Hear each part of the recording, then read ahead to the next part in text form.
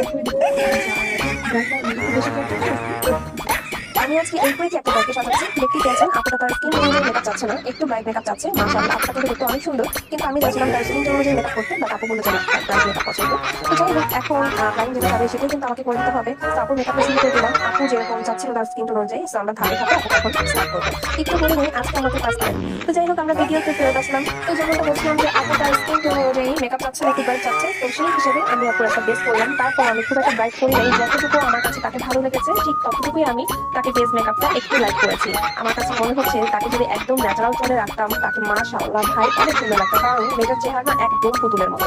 তো এটা ছিল আমার মিডিয়াম রেঞ্জের ব্রাইট। তো সেই হিসেবে আমি আপুটার আইলেট পরে স্টার্ট করে দিলাম। আপুটার এই যে এটা হচ্ছে আপুর ফাইনাল লুক, মাশাআল্লাহ দেখেন পুতুলের মতো লাগছে না? আর এই যে জুয়েলারি পরাতে পরাতে জানতে পারলাম যে এটা হচ্ছে শামিয়াপুর পেজ থেকে জুয়েলারি নেওয়া, মানে হচ্ছে শাম্মিস ফেসবুক পেজ। এই পেজে থেকে বেশ কিছুদিন ধরে আমার ব্রাইডাল শুটের জন্য স্পন্সর করা হচ্ছে।